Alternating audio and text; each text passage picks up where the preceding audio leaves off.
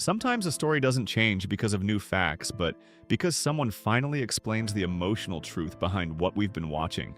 That's what happened after a quiet, private conversation involving Drew Barrymore, a handful of trusted peers, and a shared concern for Savannah Guthrie during a deeply personal family crisis. Drew wasn't speaking as a celebrity or commentator, but as someone who has spent decades unpacking complicated parent-child dynamics in her own life. What she offered wasn't gossip or speculation, but context. The kind that makes people stop asking, why isn't she reacting the way I would? And start asking, what shaped her to respond this way? Drew's reflections didn't expose secrets so much as illuminate patterns.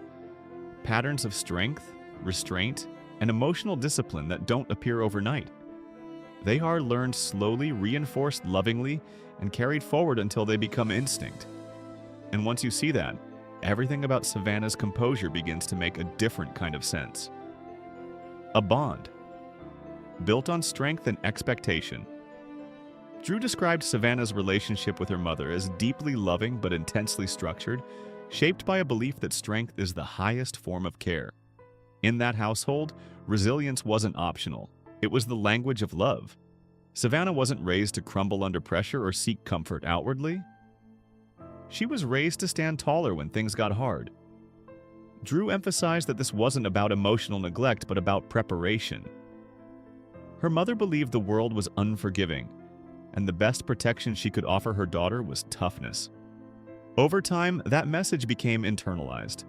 Savannah learned that showing capability brought approval, while visible struggle invited challenge rather than comfort. That dynamic didn't create resentment. It created drive. But it also created a quiet fear of falling short.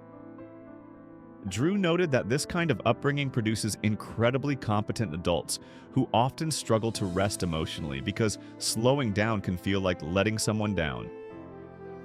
Why composure became her default. One of the most powerful insights Drew shared was that Savannah's calm demeanor isn't a media skill, it's a survival skill. When pressure rises, she doesn't escalate emotionally, she organizes. She structures her words, measures her tone, and presents clarity instead of chaos. Drew recognized this immediately because she herself had to unlearn the opposite response in adulthood. Savannah's steadiness isn't about suppressing feeling, it's about controlling its expression. From a young age, she learned that emotion belongs in private spaces, while public moments require composure. That belief doesn't disappear during personal hardship. In fact, it intensifies.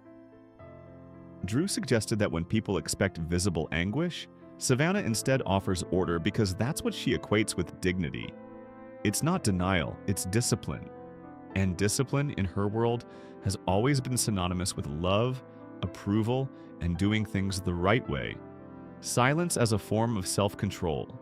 Drew also addressed the periods when Savannah chose not to speak publicly, explaining that silence can be an intentional response rather than avoidance.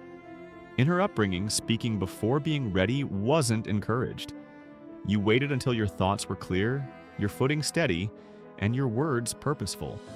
Drew noted that this instinct shows up in how Savannah handles pressure across her career, and it doesn't disappear in personal moments. Silence for her isn't absence. It's preparation. It's gathering herself before stepping forward. Drew suggested that this can be deeply misunderstood by audiences conditioned to expect immediate emotional transparency. But for Savannah, restraint is respect, both for herself and for the situation. Speaking too soon, too emotionally, or too loosely would feel irresponsible, even if the pain underneath is immense. That internal rulebook doesn't shut off just because circumstances are overwhelming. Love that had to be earned, not requested. One of the most poignant points Drew made was that Savannah learned early not to ask for reassurance directly. Approval came through action, not reassurance through words. You didn't hear "you're enough" as often as you heard "you can do better." Drew explained that this kind of love isn't cold, but conditional in a subtle way. It rewards endurance more than vulnerability. Over time, that teaches a child to equate worth with performance. Savannah didn't grow up feeling unloved, but she grew up feeling evaluated. Drew believes that this evaluation became internalized.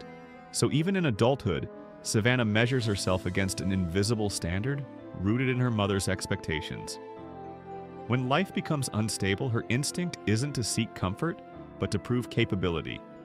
That proof becomes a way of staying emotionally connected to the person whose approval mattered most. The cost of always being the strong one. Drew's tone shifted when she spoke about the emotional cost of this pattern. Being the strong one all the time leaves little room for collapse. Savannah has built a life around reliability, competence, and emotional control, and those traits have served her well publicly. But privately, they can become isolating. Drew suggested that people often mistake Savannah's strength for immunity, assuming she doesn't need support because she appears steady. In reality, that steadiness requires constant effort. There's no off switch. The same discipline that keeps her functioning also prevents her from fully releasing fear, grief, or exhaustion. Drew, having spent years learning how to soften after a chaotic childhood, recognized how hard it is to give yourself permission to fall apart when you've been praised your whole life for never doing so. How motherhood revealed a different path. Interestingly, Drew pointed out that Savannah seems to parent her own children very differently than she was parented.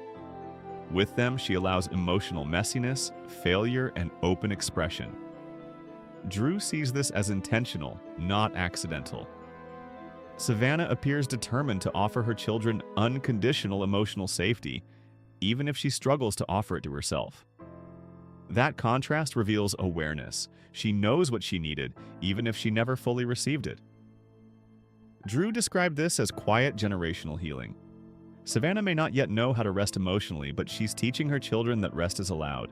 That matters. It shows growth, even amid ongoing struggle. Drew believes this is where hope lives, not in perfection, but in awareness. Healing doesn't always look dramatic. Sometimes it looks like raising children who won't have to unlearn what you're still carrying. Seeing her clearly, not critically, Drew was clear that her intention in sharing these insights wasn't to invite pity or judgment. It was to encourage understanding. She hoped people would stop interpreting Savannah's composure as detachment or calculation. Instead, she wanted them to see it as the result of decades of conditioning that equated control with care. Drew believes compassion begins when we stop asking why someone isn't reacting the way we would, and start asking what shaped them to react the way they do. Savannah isn't lacking emotion. She's managing it according to a rulebook written long before cameras ever followed her. That understanding doesn't solve anything overnight, but it softens the lens through which we view her. And sometimes that's the most meaningful shift of all. Permission to stop performing strength. Drew ended the conversation with something that felt more like a wish than a conclusion.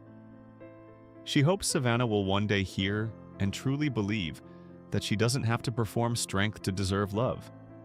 That she never did. That being capable and being worthy are not the same thing. Drew knows from experience how long it can take to internalize that truth. But she also knows how transformative it can be.